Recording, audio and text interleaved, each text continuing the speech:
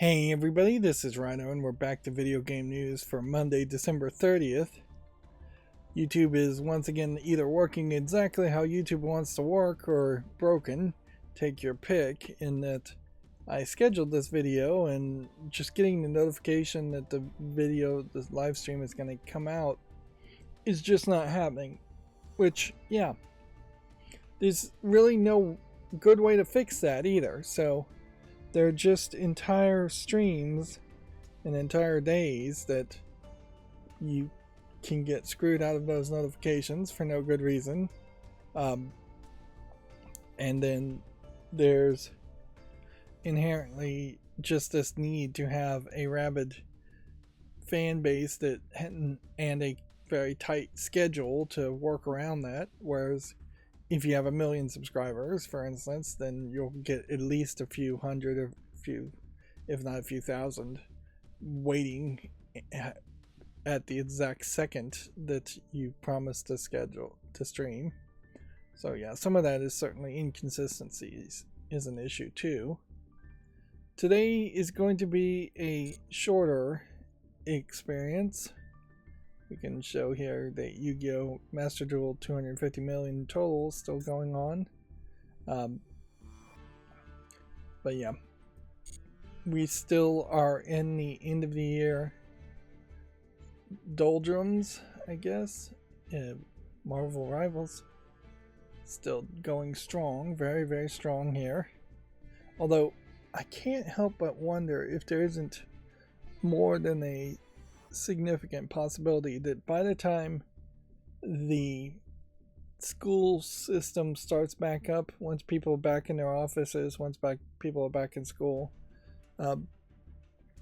the Marvel Rivals numbers may drop significantly, in part because there's just, I think, a frustration around this, the way Marvel Rivals is balanced and the way nobody is able to really practice or play the characters they want to play. There's just a couple of features, a couple of tweaks that needed to have been there on day one that aren't there, I suspect. And so there may be something to just having really good timing in its release schedule, and that there may be certainly enough momentum to keep it going. But I can't help but wonder if we don't see it drop down fairly significantly once people break the habit and get back to the regular lives. I am happy to see Banana is finally starting to fall down. And I wouldn't be surprised if almost 100,000 of this 118,000 concurrent players are still just bots.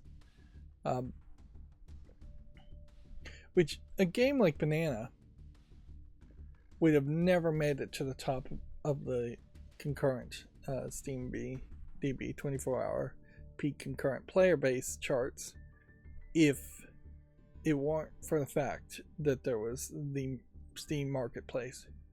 So even if Valve just said new games aren't allowed to sell products on the Steam marketplace and gave them this exclusive option to say only old games, and which was mostly going to be Counter-Strike 2 selling skins, but if they just said, hey, we're deprecating this and new games aren't allowed to sell on the Steam marketplace, then Banana would have never gotten popular at all, because that's the only thing it's got going for it, is this NFT cryptocurrency feel to it, of sellable skins.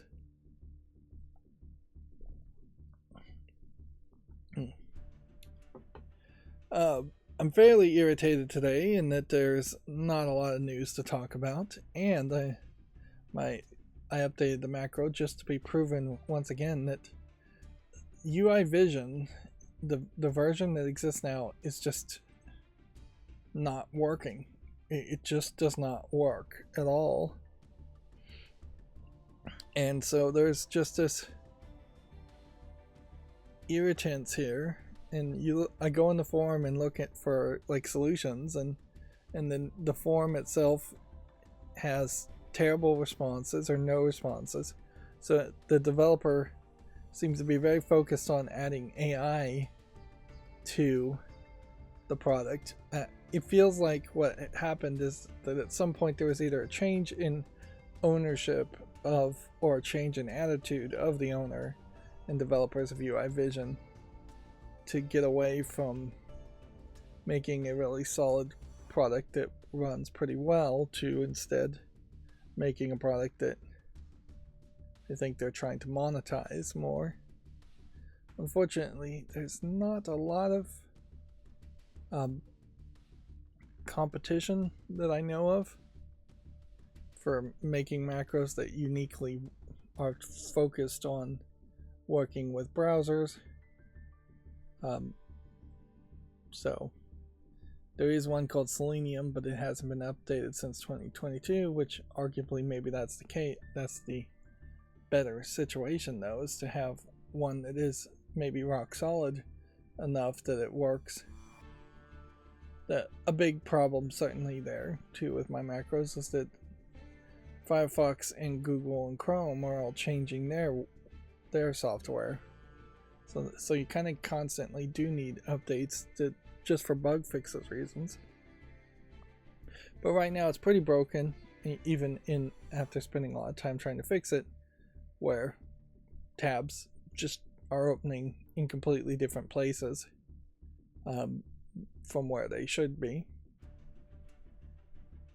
Meanwhile, I guess I could say I'm making small bits of progress, but still fairly frustrated with how much progress I'm making cleaning house and decluttering, moving things around, living with things. Although inherently that has also led to me watching more YouTube videos about decluttering and just organizing, decorating houses, which that's probably wasting more of my time.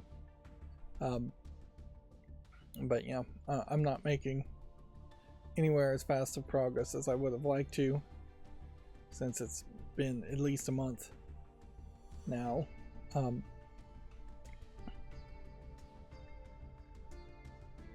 And yeah, that's irritating. I'm also still watching a lot of anime series. In fact, I think I probably, see, we're not even at the right one here. These are going to be other games that we talk about later, I'm pretty sure. Yeah, the tabs are all over in the wrong place. Let's see if we can find where I'm supposed to be.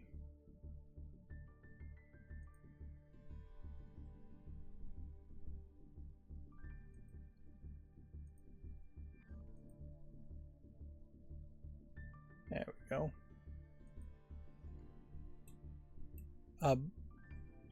Yeah, I'm watching still way too much anime and way too much streaming TV in general. I watched this first Sonic movie. I can't say it was terrible, although there is a weirdness certainly in the first Sonic movie in which they make Sonic come off very much like he's an adult, which is kind of what I would assume Sonic is that maybe he's at the youngest 18, something like that. Being a blue hedgehog age is certainly a weirdness there too. But yeah, that there is just kind of this thought that Sonic is an adult in the first movie, and then the first movie has far too many product placements and references. And weirdly, they start calling Dr. Robotnik Eggman, but clearly there was a scene there where he is supposed to have either eaten eggs or lost his hair and gone bald or something, and that scene seems to have been cut completely. It's a weird movie, the first Sonic movie in particular, since half of the movie is just live action scenes, where it feels like you could have probably taken those live action scenes and put in a different alien monster and had a completely different movie without the Sonic license, and you would have had pretty much the exact same thing. There is a very heavy focus on Jim Carrey playing Dr. Robotnik in the first movie too, but it's not terrible. But then you get to the second movie and a lot's changed. The first movie, kind of a surprise success, I'm sure, and certainly they're rushing them out, but now they're definitely treating Sonic like he's a child and the child of the two human actors. But then they throw the two human actors completely out of the movie for the first half, where clearly they're more willing to spend money on CGI, which then makes the whole Sonic 2 movie feel a little bit too much like you're just watching a animated movie, which contradicts directly with the pop references for parents that are in the movie, which there's way too many of them and they're way too old. Inherently, the problem with Sonic, in my mind, is that there is no characterization of Sonic that's that solid.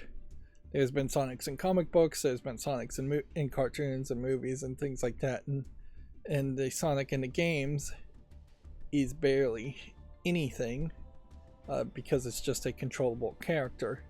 Same is kind of true with Mario. So even when the Mario movie came out, I'm sure there are going to be aspects of the Mario in that movie that feel a little weird and different. There are aspects even in different Mario games where Mario feels a little weird and different.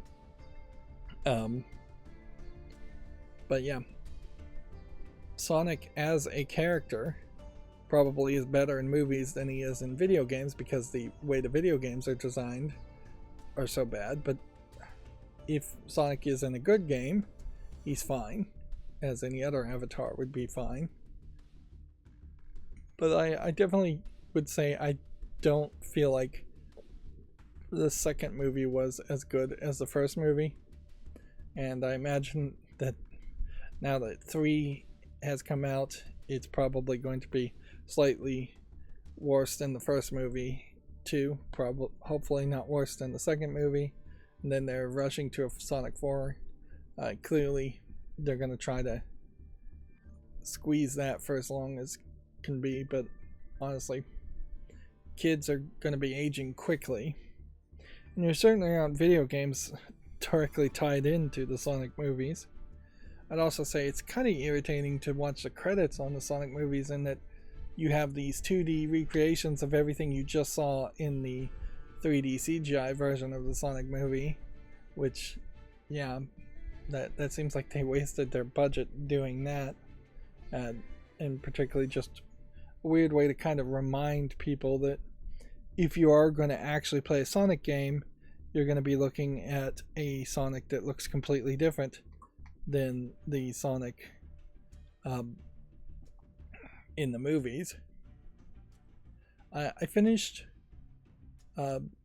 the I don't want to get hurt, so I maxed out my defense anime. I think it's called Bofu Iri, or like Bofarito or something like that is the actual first word.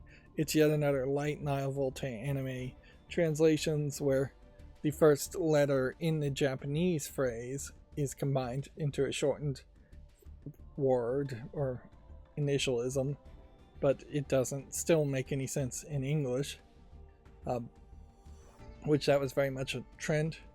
The second season in particular of that anime was incredibly rushed and really did not add anything, and it really just ended setting up itself for a third season, and that's all I could see on Hulu. Maybe there is a third season out there.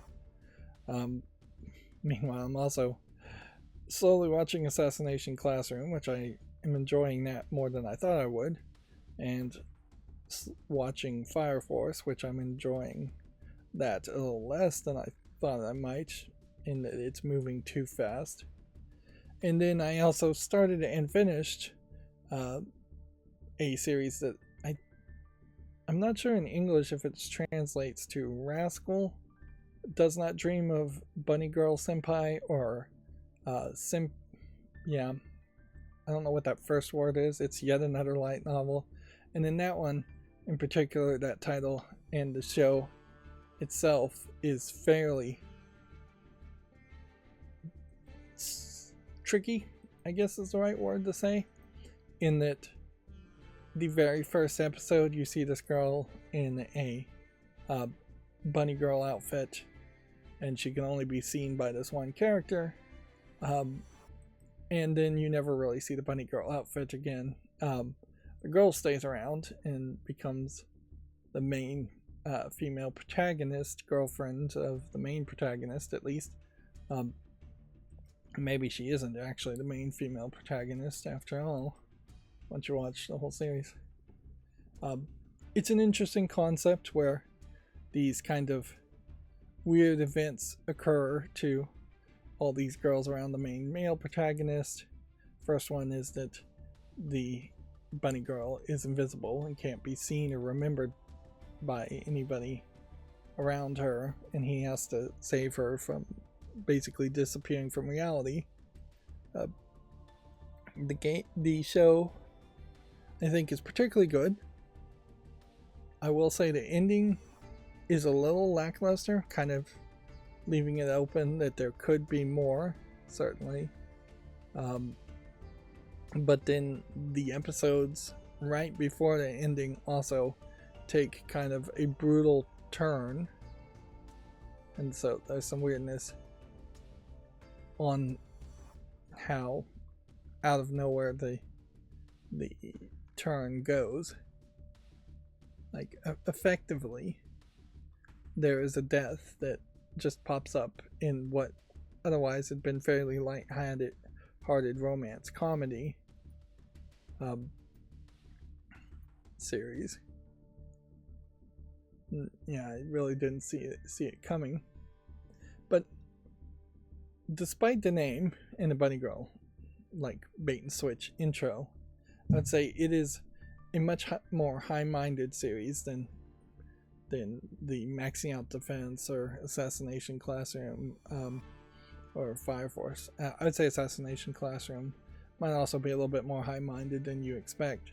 And it's something I definitely felt like I needed, because I've been watching a lot of just dumb fantasy shows where it's just power fantasy. You're just going to fight something. There's not going to be really any twists or anything like that.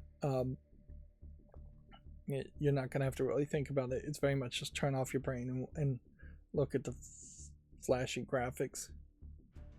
And so having something that made me really think, I think in part because it was also subtitled, not dubbed, it made me pay a little bit more attention, which I'm still not particularly good at that these days. Like, I am still getting distracted more than I should be, as far as not looking at the screen and actually reading what is being said always, which I used to be a lot better at that, but that was before cell phones existed too.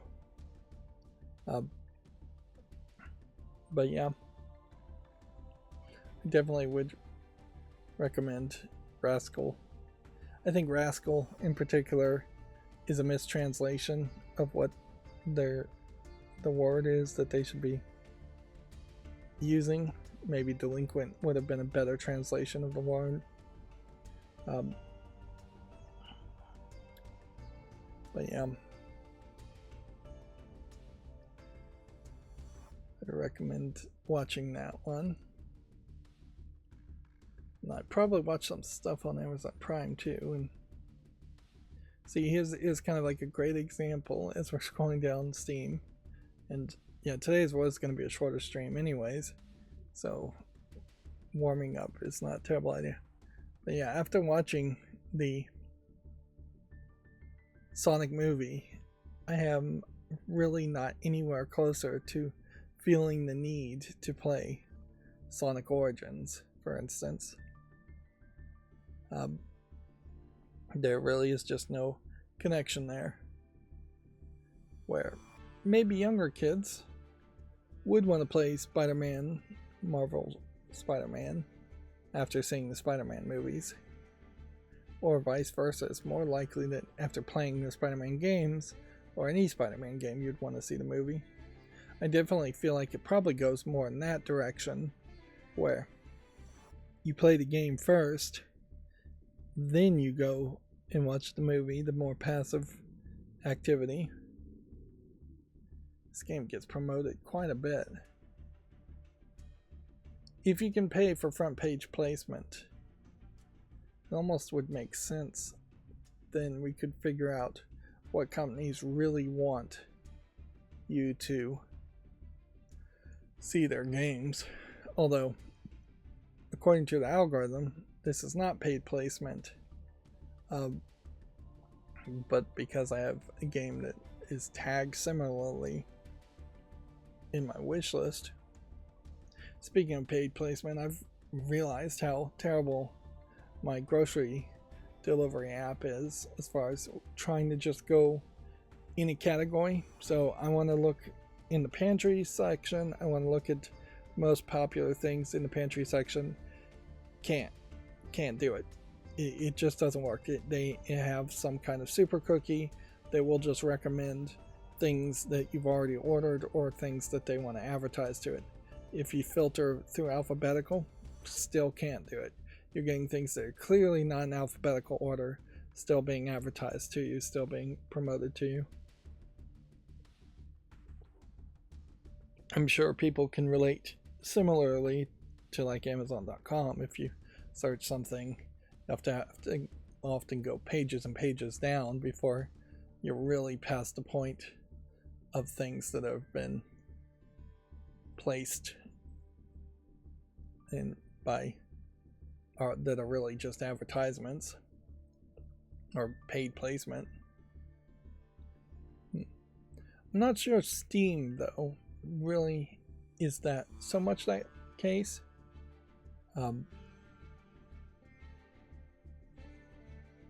There clearly is something you can do other than just being a really successful game that can get your game promoted at the very top of the Steam page. Perhaps the thing you have to do is discount your game a lot, but yeah.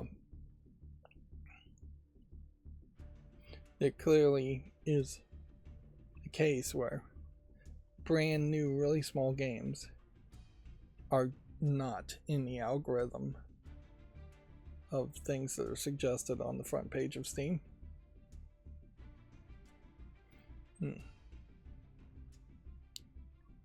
I also did an experiment. I bought these smaller, basically they're candle holders that were basically lying and saying that they would work to spread heat and keep a room warm in an emergency. But all they really are pieces of metal that I don't see any reason why it really would do anything different than having a tea light candle lit by its own, other than it prevents wind from blowing it out. And with that experiment and testing them out, I was not in a power outage, so I figured now would be a good time to test it out before one happened. I would say that a 3 to 5 hour tea light, honestly it probably wasn't 3 hours, it was probably an hour and a half, can, in a closed room, closed door, no fan, no air conditioner, no heater, probably raise a room's temperature very, very slightly, and probably can maintain a temperature fairly well. The thought has been that if the amount of air in a car, which, let's face it, a 10 by 10 foot room is probably 2 or 3 times the amount of air as a car has, can be maintained overnight with a single tea light, because maintaining is way easier than raising or lowering the temperature. But yeah, by that thought, you probably would need 3 candles, and they would need to be not tea lights that only last an hour and a half to maybe 5 hours. They'd need to be 10-hour candles, things that would last a lot longer, 10-hour emergency candles. But yeah, you still probably need 2 or 3 of them in a room in an emergency. Otherwise, what you need to do is lock yourself in a closet and try and make it as airtight, but then also there might be an oxygen issue if you made it really airtight. But yeah, you need to be in a really small room for it to work.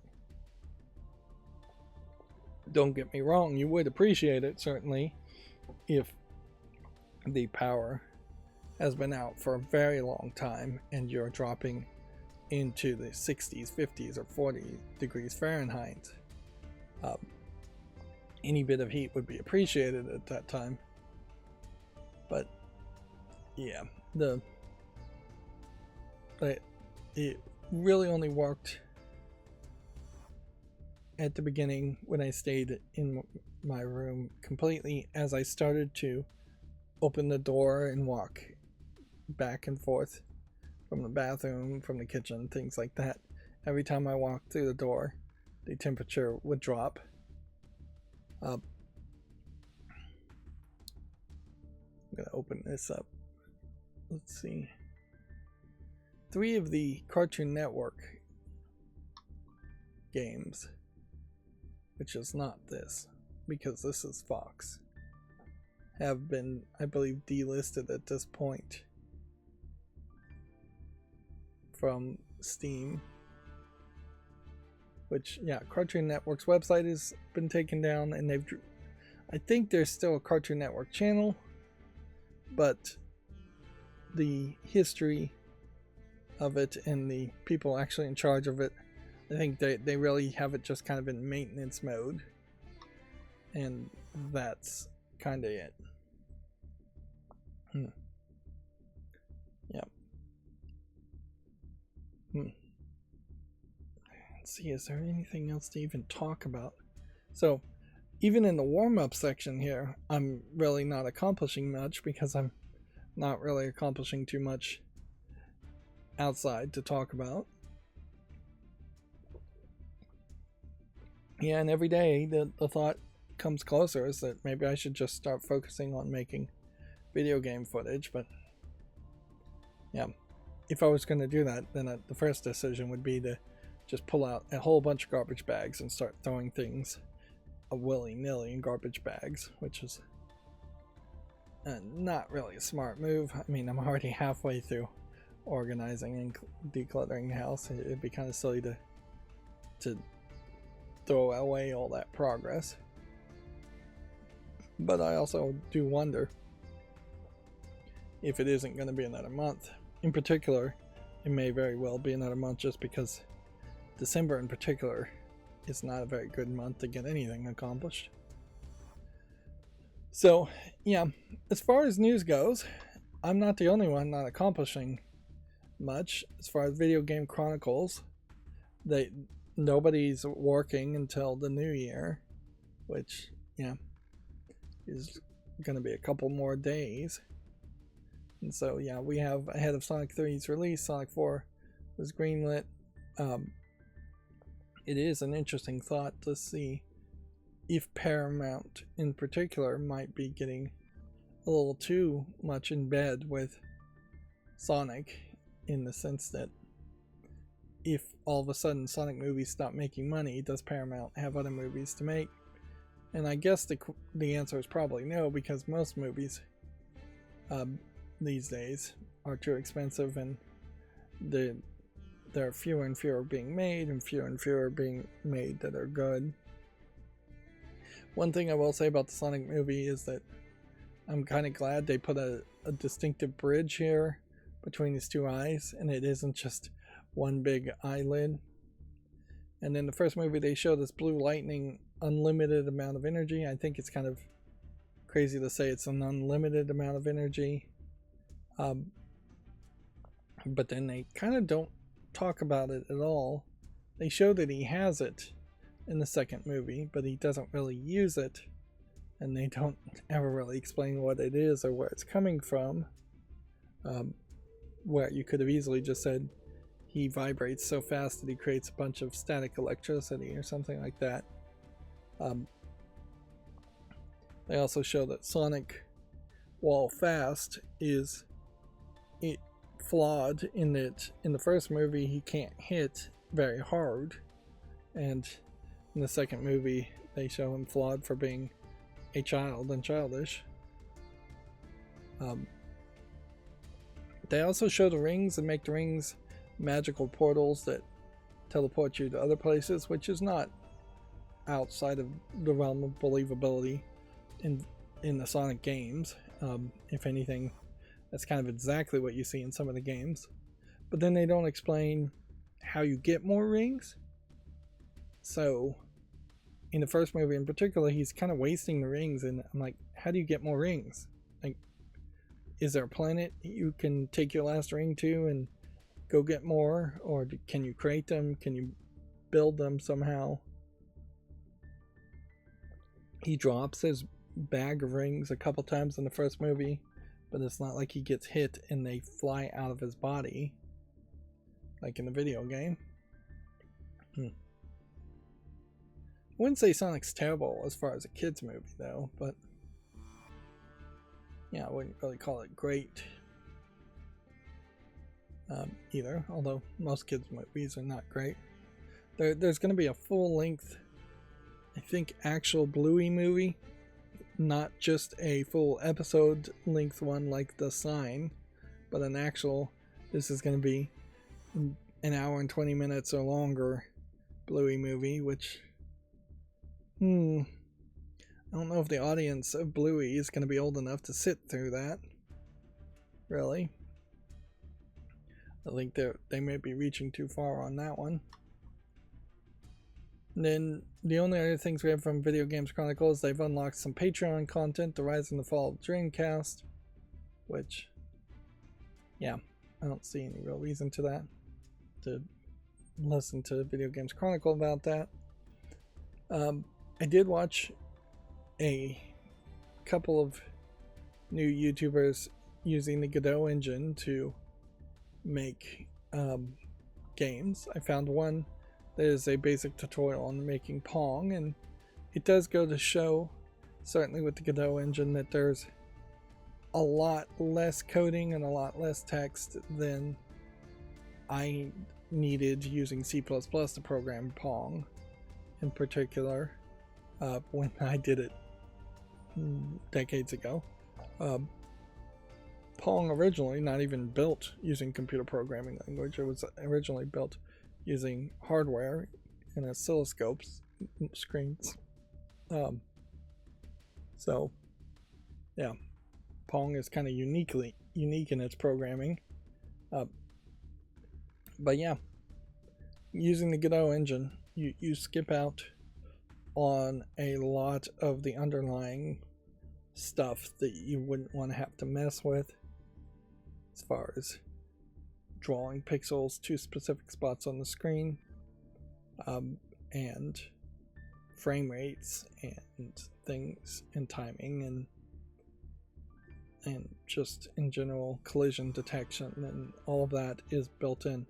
There's the tutorial you still ended up programming Pong using probably about 100 lines of code, and a lot of that code definitely is more mathematical than you might think, but it wasn't a terrible tutorial. It was less than 2 hours, and pretty great. Before watching the Pong tutorial, I watched someone recreating a Super Mario World modder, recreating Super Mario World in Godot engine. Now clearly he's doing some dirty hands, not clean hands, copyright infringement, reverse engineering there, since he has seen the code that makes Super Mario World, the original Super Mario World, and is basing his new programming on that. But it's an interesting series of tutorials that are unfinished at the moment from a YouTuber called W-Y-E. but it really goes to show just how quick you can get into making a real 2D video game with Godot engine in particular, and how easy it is to perhaps drag and drop more things and work with things. Now, any of these engines, and with their very fancy Photoshop-like interfaces, runs into that same issue, I would say, where there's a lot of foundational understanding on how the interface works and how the engine itself works that you have to learn first and foremost. Otherwise, what you're going to be running into is just a long list of options, not knowing which option to use, and not really understanding, in particular in the case of the Godot engine, as far as how do you connect the button on the right menu bar to the Godot GD scripts, coding and text in the middle, because yeah, those two things feel fairly disconnected. Same is true, I think, for Unreal and Unity also, and that there basically are two types of people at least that are going to be using those engines. One is going to be more of the artsy person who doesn't want to do any of the text-based code, and the other is going to be the text-based code person who's going to only slightly benefit from the artsy menus and interfaces. Yeah, I found that an interesting tutorial, and I may watch more of that. There's, even though with the Pong tutorial, which is about the earliest tutorial I imagine you could have for the Godot engine, there's still a case that you're either going to have to break people of using the code blocks Scratch style, Lego Mindscape style of programming. You're either going to have to just break them there, which is probably the right decision, or you're going to have to install that plugin to use the code blocks to then just break them later of that, because it's just never really going to be the case in the way things work. And yeah, once again, I have to really just iterate my hate for the Scratch code blocks concept, and that it is just a bait and switch. It's just not how coding is ever really going to happen, and it should not be taught in the schools, in my opinion. These are older stories anyways from Video Games Chronicle. PlayStation's boss saying they're opening to reviving classic franchises, which, yeah, I feel like the co-CEO issue certainly is still an issue here. They have two CEOs, and them bringing back old IPs is fine thought if they were going to really commit to doing that, but that is certainly looking backward, not looking forward, as far as how you're going to maintain PlayStation as being relevant as a console, or Sony Interactive Entertainment being relevant as a publisher of some sort. And that's going to bring us to the Gamatsu articles, which we may have a few more Gamatsu articles here, but some of these also may just be older ones that we've already talked about. I'm pretty sure we've talked about this one and this one. Yeah, and this may be the only Gaming on Linux news, is that Proton Experimental has been updated for fixes with Marvel Rivals on Steam Deck and Linux and other game improvements. Yep. And inherently I have a whole computer I can't get around the building. Like, I'm in this incredibly weird situation where there's just a lot of boxes around me, and right now I really have no reason to even unbox them, which is dangerous certainly, because if anything is broken and I need to send it back, it's going to be past the 30-day warranty even now. But yeah, I can't justify building a new computer or working on my servers or making YouTube content or doing any of that until I can get the house decluttered and cleaned. And so I'm singularly minded and singularly focused, whereas perhaps I would be happier if I could be more ADHD about it and jump around from one project to the other. Although typically people with ADHD that do that still don't really finish projects. But yeah, theoretically I should have a lot more time to focus and finish things in the now and in the future. But yeah, I'm also sleeping still quite a lot and not really accomplishing things. The physical strain of cleaning is a factor, certainly too.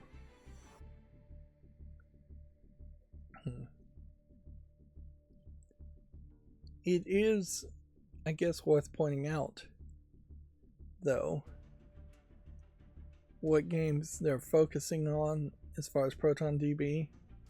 Not ProtonDB, but Proton in general. What games Valve is focusing on to fix. In that, almost certainly these are games that show some level of interest around them. So fixing Marvel Rivals clearly is a focus. But then you also have a game called Eastward here, Master Magistrate, Simulacros, Assassin's Creed Syndicate, Overlord, The Takeover, Floppy Heroes, Whisked Away, Himino, Survirus, and the Adventures of Nemo May Inanis, which it might be interested to see how many Japanese sounding games actually get improved too. But yeah, there's definitely are smaller games other than Marvel Rivals. Overlord is perhaps the one game there that I recognize, but that might actually be a different Overlord from the Overlord I'm thinking of too. Let's see if maybe the changelog here might link specifically to other games. And there's some other listings here certainly also that are not getting mentioned in the changelogs, which does make an interesting argument that maybe I just need to follow the changelogs of Valve Proton instead. I don't know what Exalia is.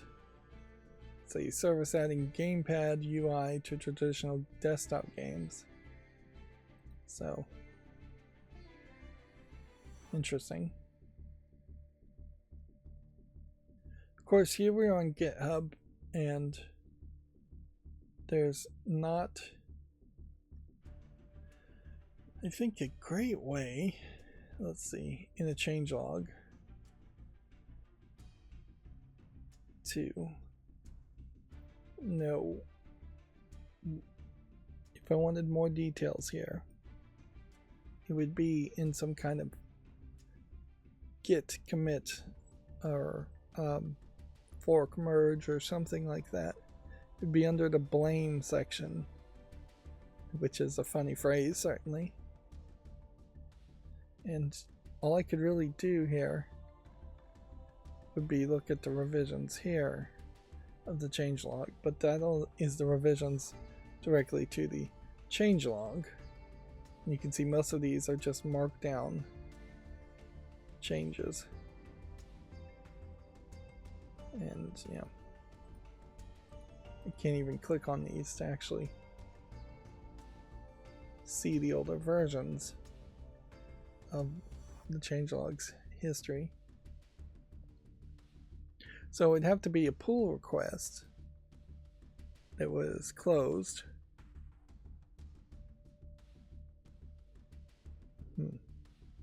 That I'd have to scroll down here through. and just try and figure out which ones.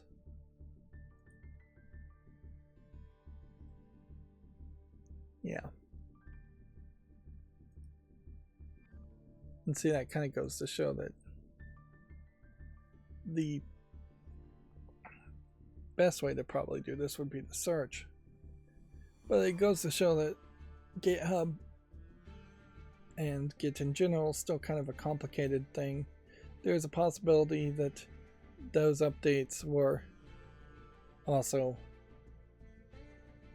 part of issues, but an issue generally is somebody complaining about something with no new code to support or help with it, and pull requests are when somebody actually adds code and changes it. So it would be more realistic to be in this case.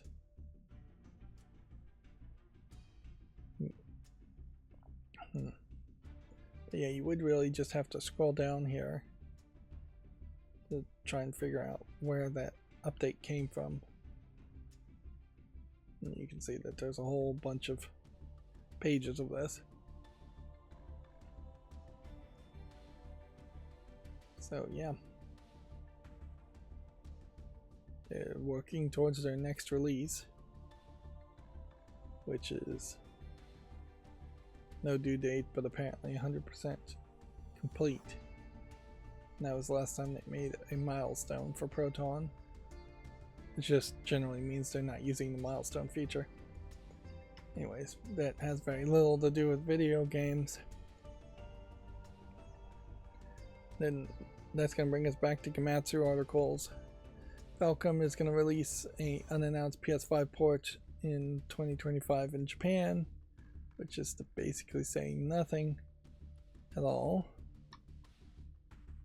The Japanese game creators discussed their 2025 ambitions updated, and inherently this is a bunch of people being asked from Gematsu what they plan on doing, which they did this last year, and I paid no attention to it, and it seems to me like there's no real reason to pay attention to it in this year either, because Japanese game developers in particular are not particularly capable of achieving anything without management above them approving it. So, although we are seeing more of an improvement on that aspect, in that we're seeing smaller companies, new companies being formed often by what seem like more creative people instead of just managers at Konami who are only going to do the bare minimum to make some money. But yeah, this is ultimately just the beginnings of a new hype cycle, which I don't see any real reason to engage with.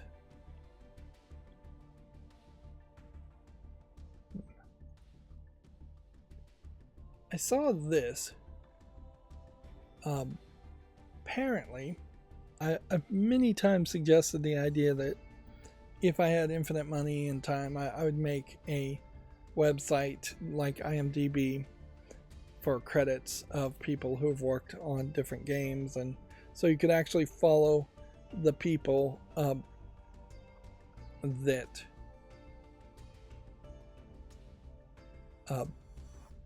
worked on a game.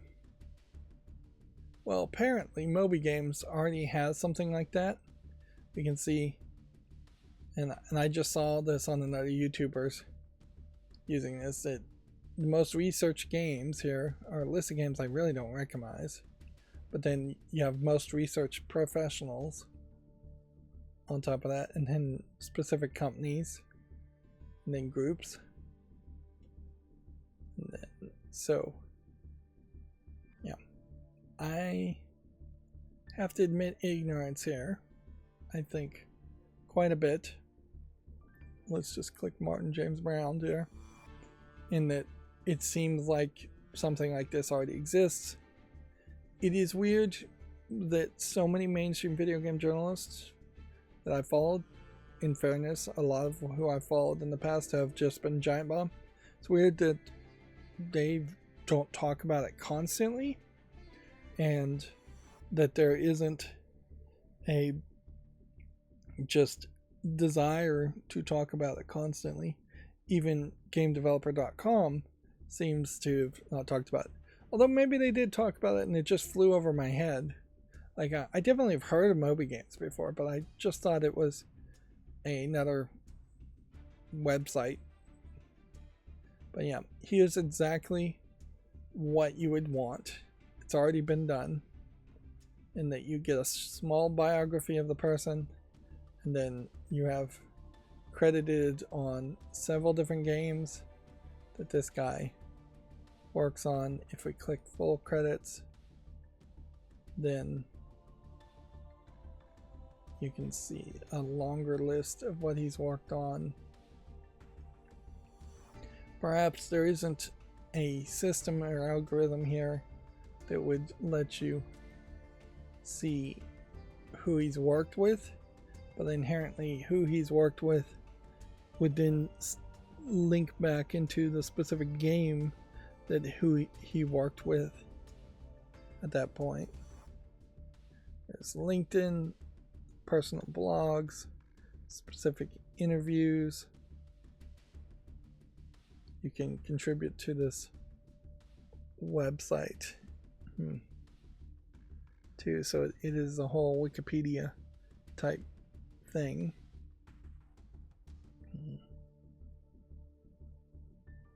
So yeah, if you liked Worm's Ultimate Mayhem, it looks like you can click the game, then right there you can click the credits, and then you could start to cross-reference the credits of whoever you were interested in, and we can see beta testers here being credited too. It'd be interesting to know like their stances on what if somebody isn't credited or not. It seems like you can just be a member of this community and can contribute all you want. Yeah.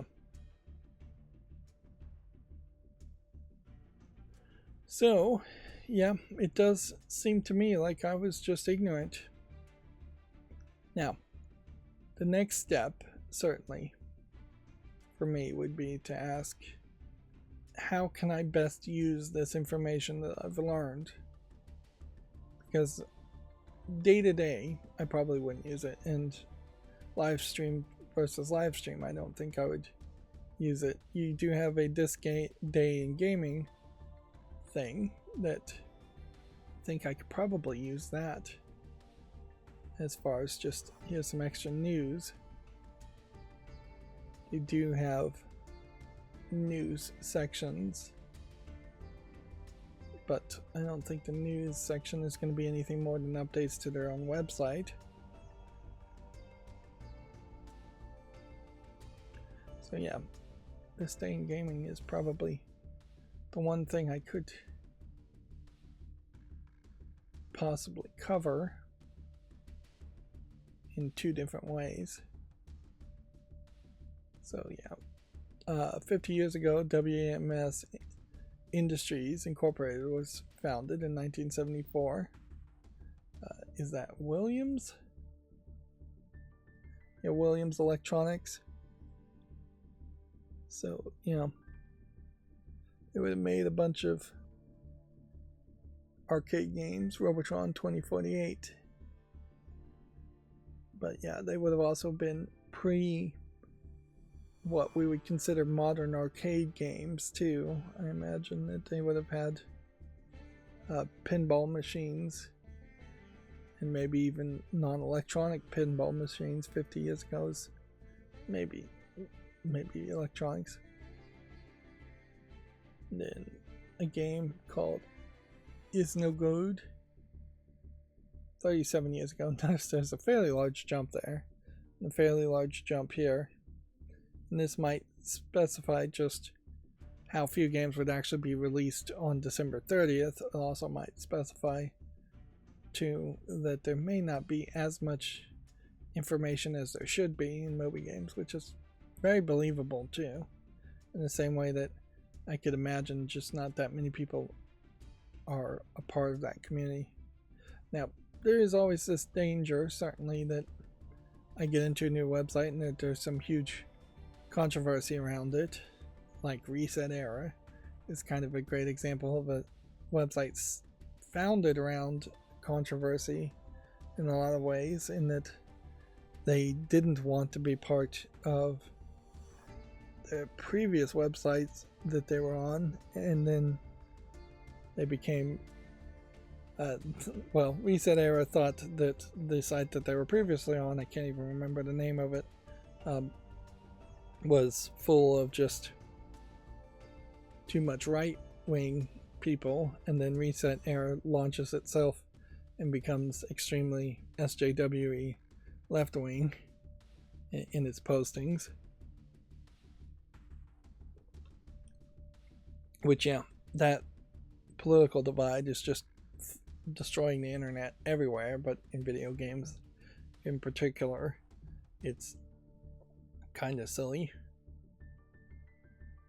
But yeah, Reset Era could have been something great if it had just tried to be more of a middle ground, just the facts ma'am style website, but it really wasn't. So once we start to get up to like 21 years ago, we start to get more information as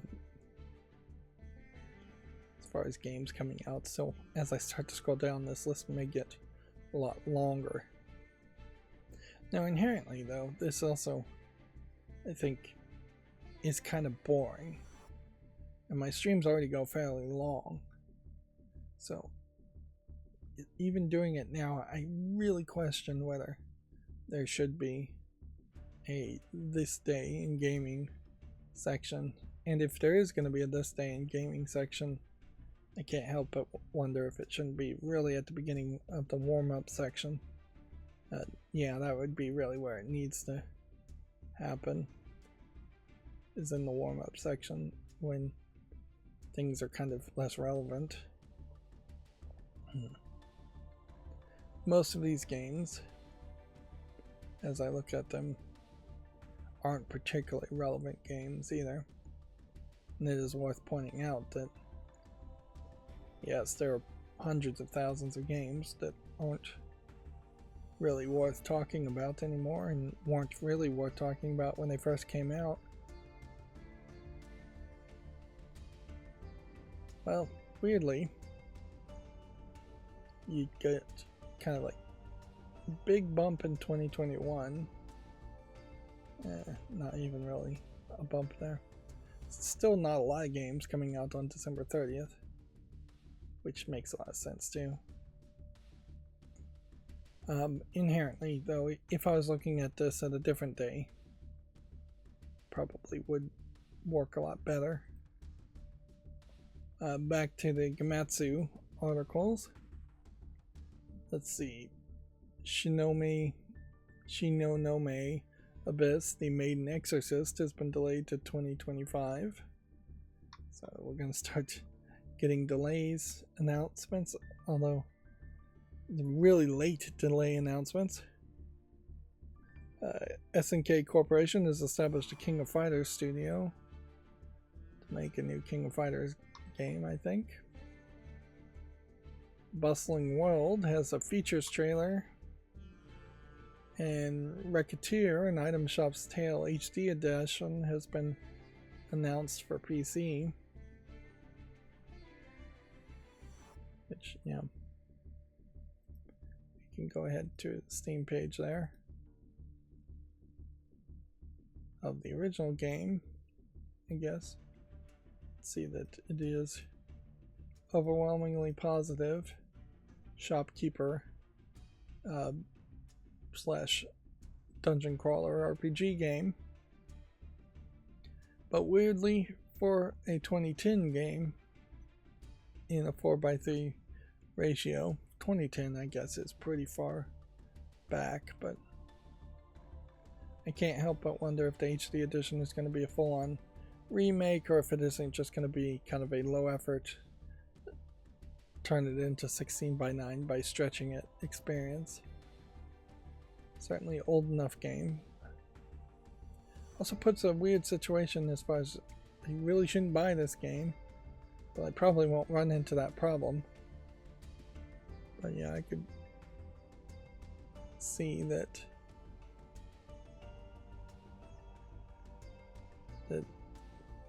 somebody might accidentally buy it while it's on sale and then immediately want to play the HD version and end up having to buy it again. And I have several GameDeveloper.com articles today, but they're probably fairly irrelevant ones. 15% of Steam users played 2024 games released. I feel like that percentage is even lower than the last time we talked about this. Most Steam players devote their playtime to from nearly a decade ago instead of titles released in 2024. That really is just a prime example, though, of how terrible the releases are in 2024. But it is also an example of how Steam players in particular are not really inclined to play games in that launch window. They want the discounts and the savings. In a funny way, Steam machines, Steam Decks, things like that might be a way for Valve to recoup more money and keep more money in their own pocket, because while Valve may be selling a lot of games, they probably aren't selling as many as they would like at high prices. And yeah, that creates a pretty big divide, certainly from what publishers and game developers want.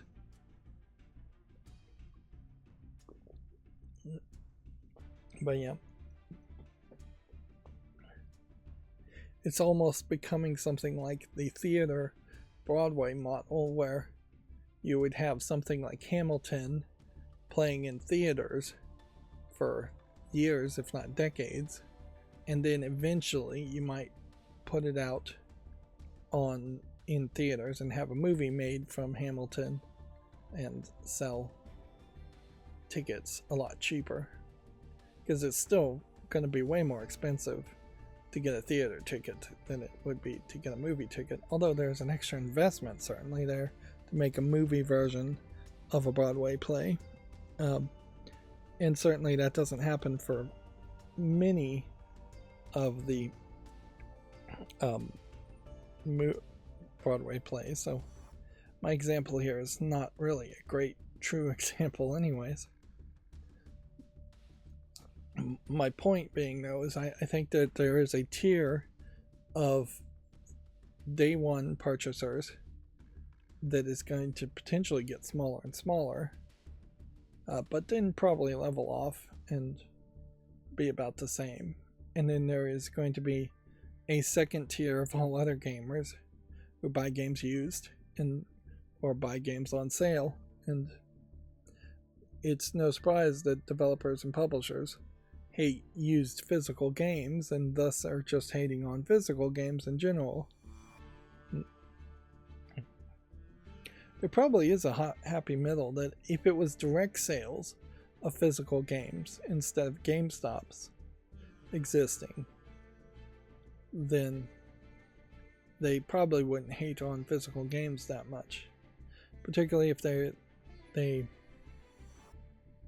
but they still probably wouldn't want to do that, and GameStops wouldn't disappear, or pawn shops wouldn't disappear anyways.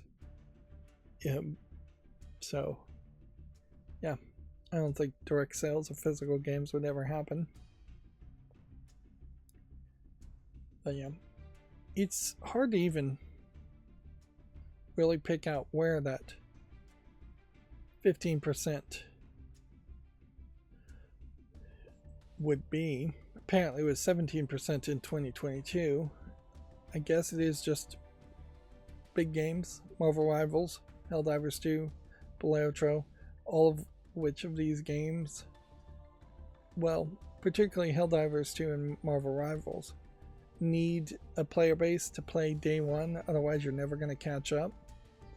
Even the Pokemon TCG Pocket game, which I'm still playing, I have like 1,500 cards now from that. If I started playing the game right now in the middle of Season 2, I would be so far behind everybody else. And until they introduce a trading aspect, that I do think there is this situation where it's going to be somewhat difficult for new people to get into Pokemon Pocket, just because you kind of need specific cards to be able to compete. The good news is it isn't that many specific cards, but yeah, the catch up would be difficult. There's also an issue I've detected in Pokemon TCG Pocket worth mentioning, in that you really can only have about 10 decks. It's just a hard limit. I don't think you can level up to have more decks, which means you basically have to have an all fire deck, an all water deck, an all grass deck for each class type. And once you've done that, you don't have room for any other decks. So the idea of rental decks, which you can only use 10 times, which is crazy, that the rental decks don't refresh after a while, is just broken. The idea of making your own deck that would have multiple character traits and classes is broken, and you can't really do that.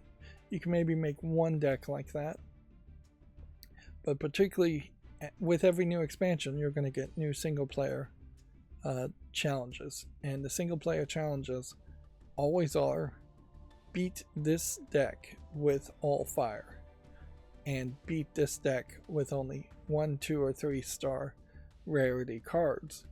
So you're going to need a 1, 2, 3 star rarity cards and an all fire deck, and those two decks are probably going to be separate.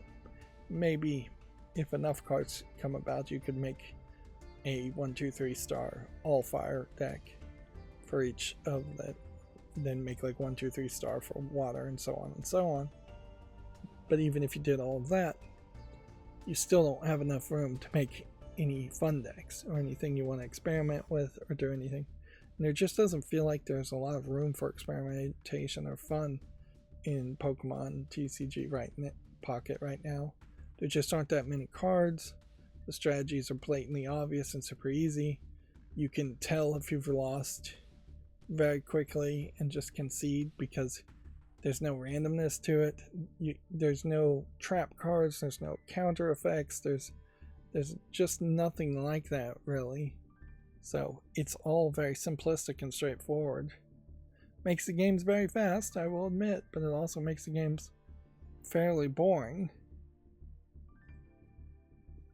But inherently also, I have to admit that I know they are never going to make Pokemon TCG, Yu-Gi-Oh! Or Magic the Gathering. It's just always going to be baby's first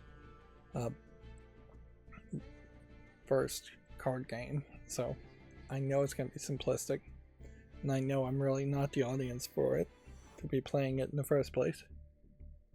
But I am still playing it, so it is kind of frustrating that there isn't a hard mode you could jump into to make it a little bit more interesting.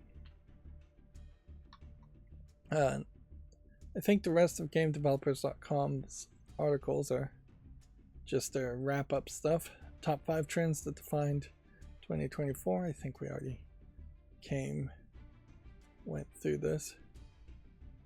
Execs saving their own skin by putting developers to the sword. Yeah. Video game preservation fights failing. Yeah. Suppose if people were writing articles like this trend, it's getting too expensive to make games in the US. There is the H1BA visas, I think is what they are. Basically, these are skilled labor visas in the United States that companies use to bring in animators for Disney, and potentially could bring in animators, programmers, arguably maybe even game beta testers into the United States, while not inherently having to pay them as much and getting the benefit of their high skills.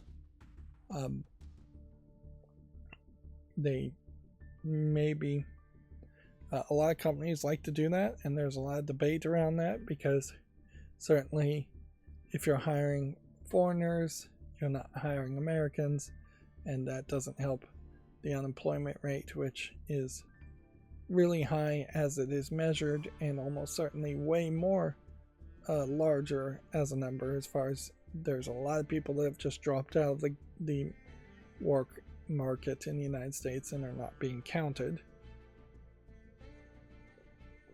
But yeah, if somebody was writing an article, there almost certainly would be an article talking about those visas and how they definitely could affect the game industry in a negative way, and probably aren't going to improve the quality of games in any way.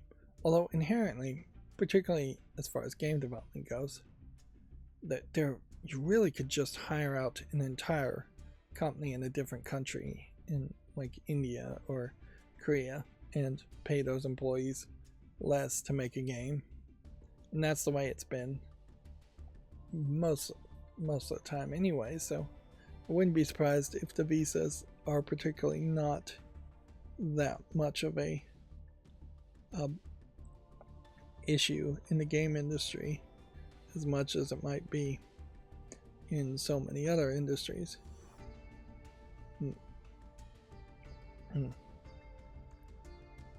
But yeah, nobody's writing articles about that, so nothing really to say there. And I don't have enough knowledge or interest to try to make a rant out of it myself. If anything, perhaps there is a real argument to be made around those visas more than AI replacing things, but AI certainly is a consideration and a concern. Then I already went on a rant as far as the girl power grew concept, which I don't feel like that really was much of a trend. Sure, it probably grew a little, but that's about it. Which means we probably have talked about the rest of these articles too.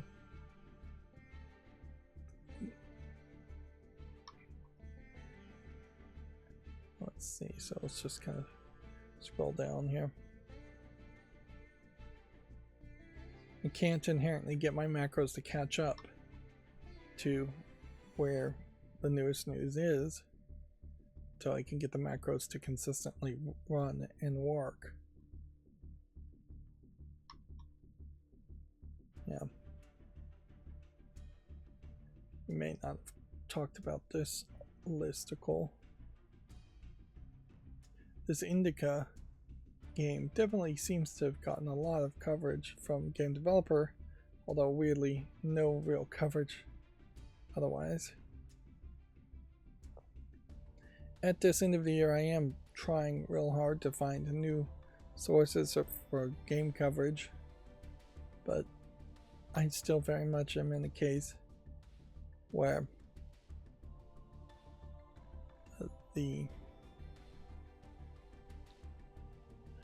I hope we covered this obituary.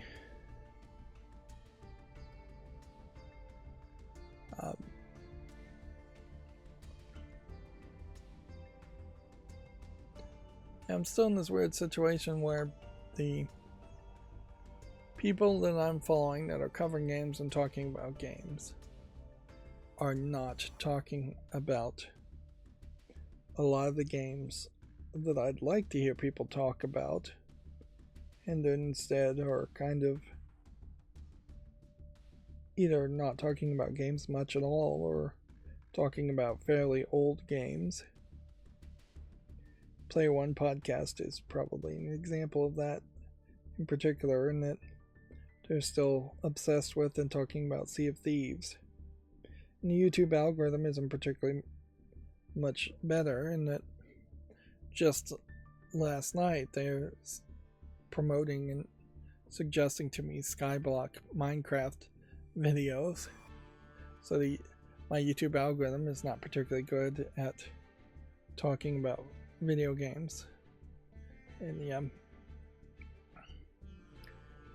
there's a problem there, certainly, in that the algorithm does not promote gamer content to me specifically. Then SNK Startups starts up a new studio to evolve its fighting game franchise. Right, and then that would bring us to all the new games on Steam if I was in the right tab.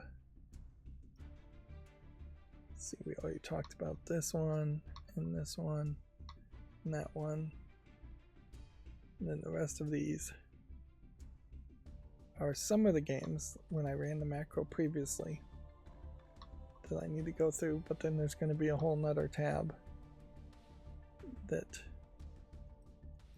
of new games.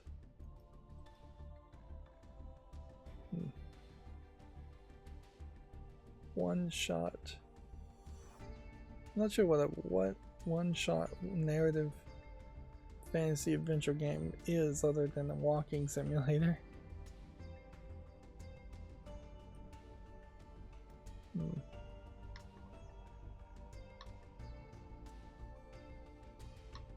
Yeah.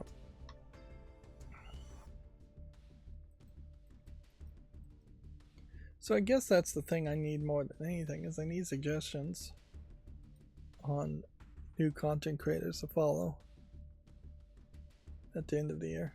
Just new year, I need to find a bunch of content creators and give them a chance, knowing that a significant number of them may not be my style, or they may otherwise just have something weird about them.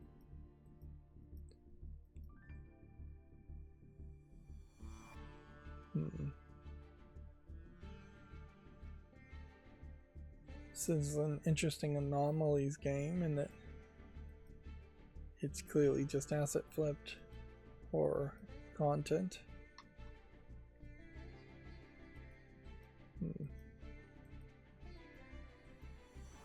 This one's too bright, too much neon vomit.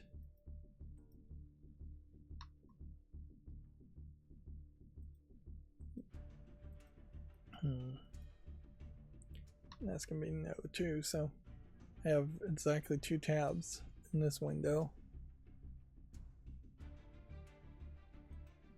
Right, so now I need to, I'd already minimized the previous window, so I gotta open it back up. Okay. Figure out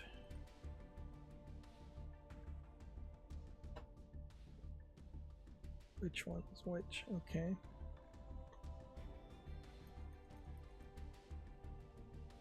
I think this is right as far as new games coming out. This is December 28th. Hand seals using a whole bunch of keys on the keyboards. No, not quite there.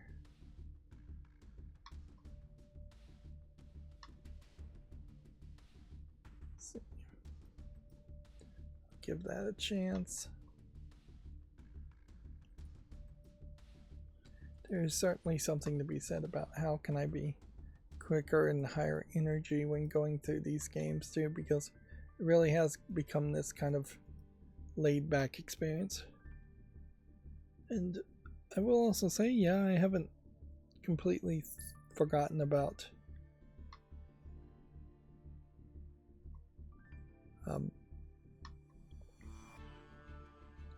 Haven't forgotten about completely the idea of having like a little animated person sitting behind a news desk in the corner. It is in the back of my mind, but I definitely have more important things to focus on. And so some of the Gematsu stuff did open, but it is really just all over the place. And some of this may also be my perception is wrong. So maybe more of this actually did work. I still don't really get how I'm gonna fix this though. Basically need some kind of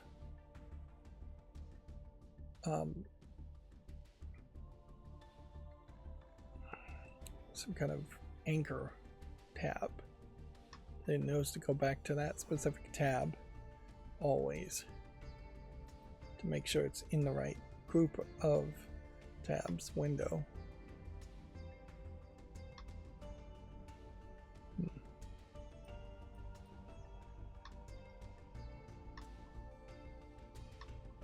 Yeah. So it looks like the Gaming on Linux articles actually did all open. Although it does seem like it's also just opened them all. Notice how it's just like opening the same tab over and over again.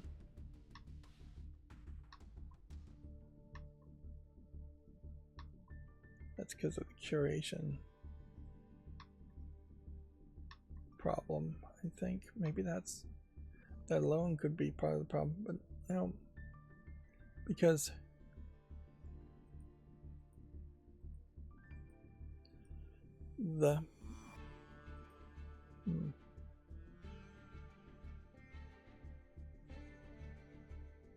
this looks like this would be like a point and click adventure, but it's got a gun in it, which is an interesting thought, so I'll give it a chance just for that weirdness.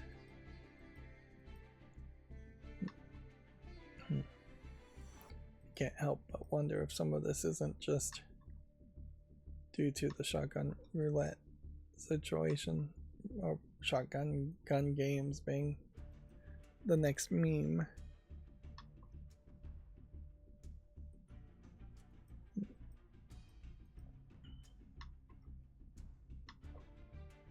Almost done.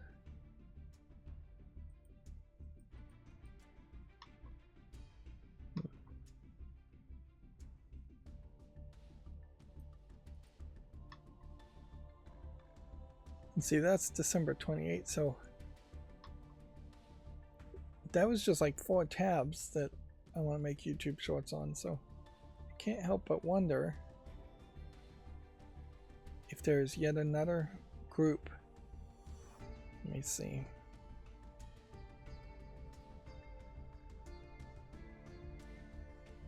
No, those would be older.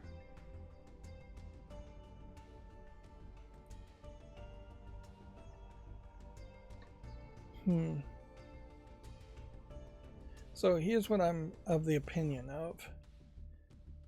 That seems like that is it as far as new games on Steam. I don't know if that's really the case or not. I opened about 90 games starting with the letter R on the fall list, so we're now doing fall list cleanup. But then that's just going to be the end of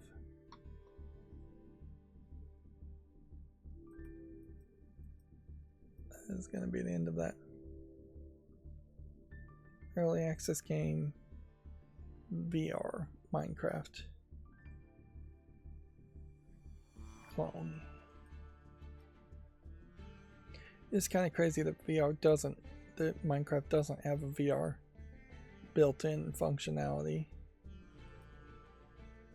I'm gonna say no to Minecraft clones. Here we have an irrelevant game from 2021 just because nobody reviewed it. Here we have an irrelevant game from 2023. So clearly it's been a while since I've done games starting with the letter R. And that makes faultless cleanup a lot easier.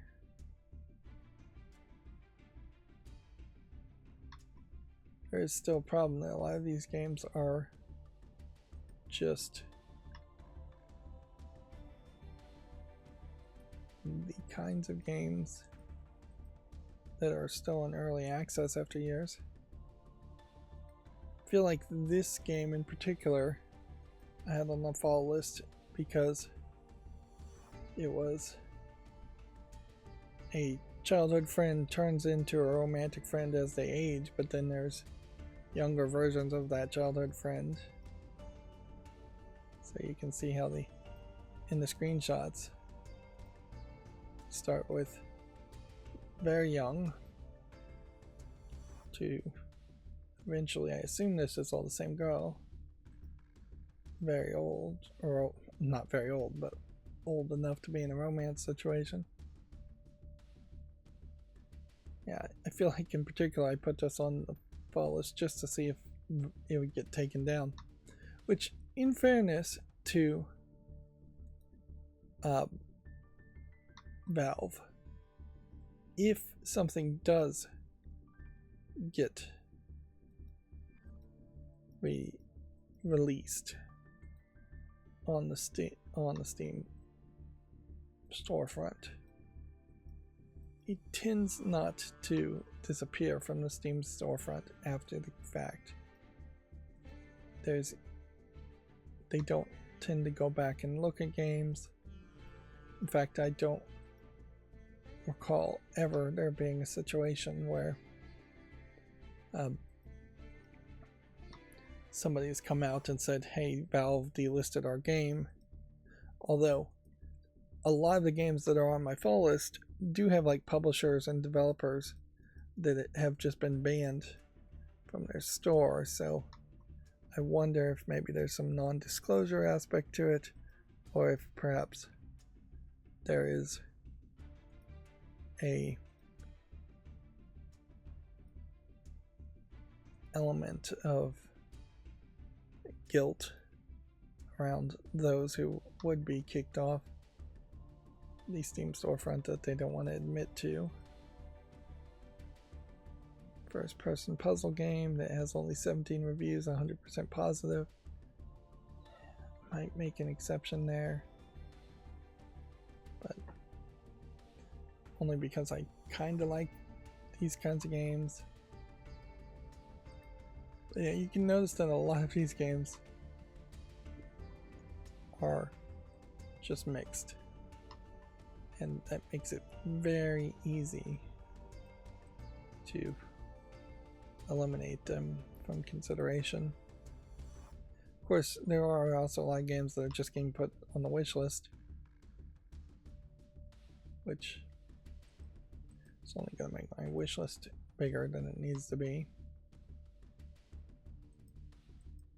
The truth is, this one's positive, but it's not my style game, I can tell. This system only works if there is a just complete constant amount of progress in the direction of actually buying games off the wish list, or deciding to remove games off the wish list because it's just not something that in the bigger scheme of things I would play. But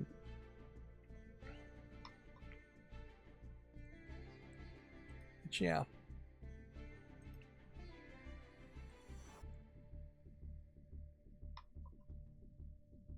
there is certainly a question there as far as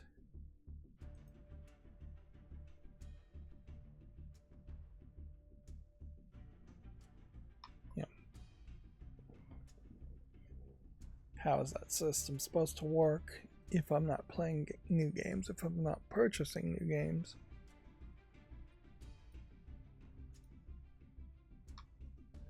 I'm getting a little distracted here, which really means I'm paying attention more. Some of these I clearly am just not paying too much attention. And here's a good question. Something's been in early access since November 5th, 2023. It's been a year. I think arguably at that point you might consider saying taking it out of early access, but the small number of successful early access games do have a history of being in early access for years and years and years. That does certainly smack in the face of my system, which can't handle that concept.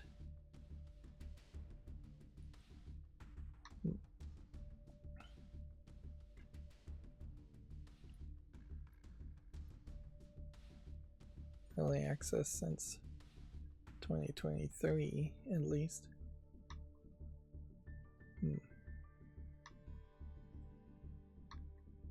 I really wish the situation was different as we're approaching 2025. And this isn't some just in general New Year's resolution nonsense that nobody ever said is anything never ever completes or stays committed to, but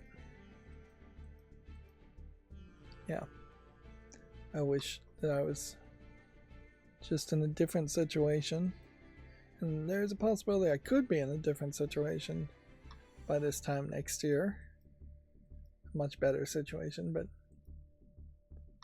yeah, I wish that was this year. There's also equally a possibility, if not more, that I'll be in a worse situation next year. But yeah, I wish I just had a lot more time, a lot more money. I wish a lot of projects that I should have been able to accomplish or get done but didn't have time for have been done. I have servers, I have a new computer to build, I have a cell phone and a tablet I need to set up. It's just a lot of new stuff that, yeah, it would be nice if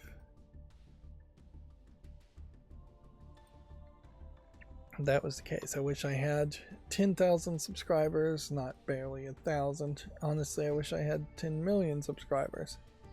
If in my 10 years of trying to run this channel I'd become even a medium-sized channel, that would have been helpful.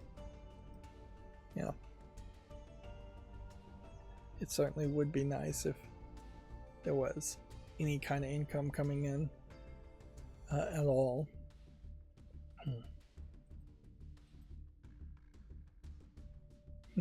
Yeah, I guess that is a question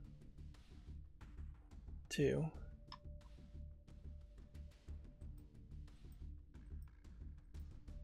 Yeah, I just thought about something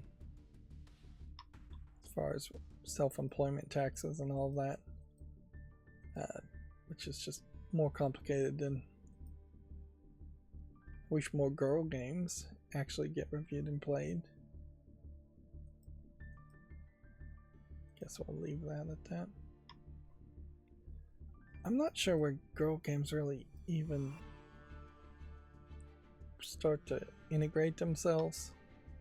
As far as it's probably just regressive at this point to make girl games and try and get girls to play video games that are girl games, because it is still very much this segregation where you're giving Mario Odyssey to the boy kids with players, and then you're giving Barbie's horse riding for the girls, and there's just a significant difference in quality there. So it's no surprise that girls tend not to play as many games if you're approaching it from that direction, which is perhaps a incredibly backward and old-fashioned way of doing things. So yeah, I probably do have this inherent built-in knee-jerk reaction to say I wish there were more girl games, when in reality there's plenty of good games. It's just a question about whether or not girls want to play them, or are the games being an appropriate level of welcoming to girls.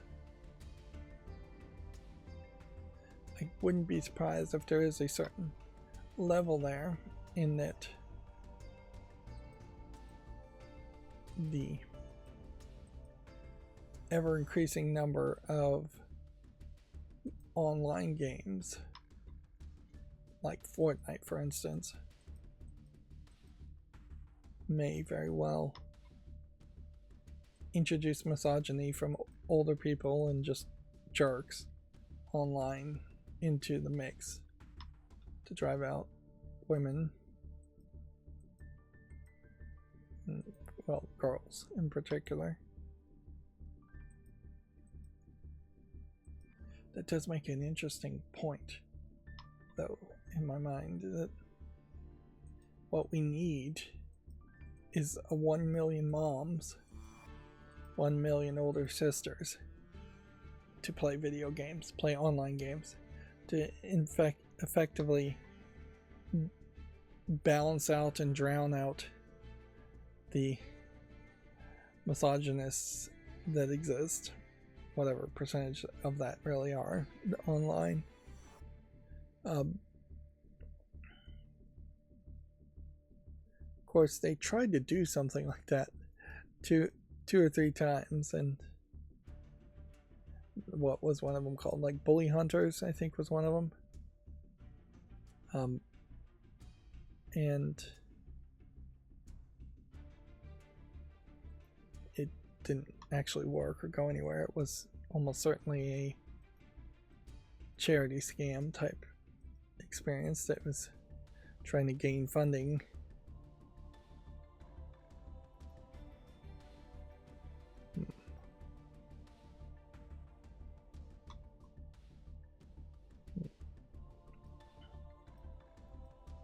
I feel like my hard drive also is getting worked out way too much in my current computer, because I can hear it quite a bit. I don't know if it's really doing anything, or if my physical hard drive is just potentially breaking. Good news there is I think I do have 2 hard drives in there, so it wouldn't be too much. Although the physical hard drive in my current computer is for like backing up videos, whereas if I install Bazzite Linux on my new computer, while it can be done, it may very well be much more of a scripted manual experience than what I would expect. I am trying on the fall list cleanup here to add anything to the library that's free, even if it is a VR game. That seems to be a decent way of handling it. Handling games too. You can see how even going through just about 90 games is more work than might expect.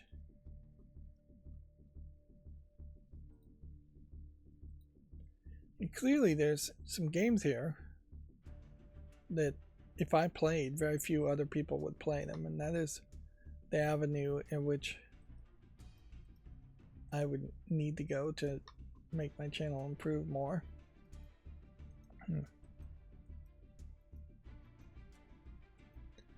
yeah, to get back to the thought of I wish things are different, I definitely do wish things were different, and that there was,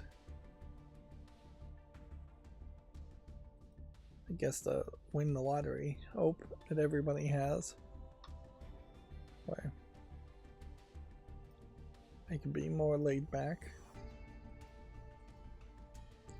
Yeah, you would be surprised.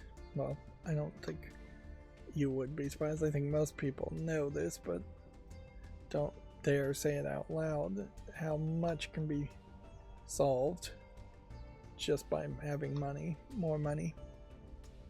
Like, I certainly could be paying a organizer, declutterer to clean house right now.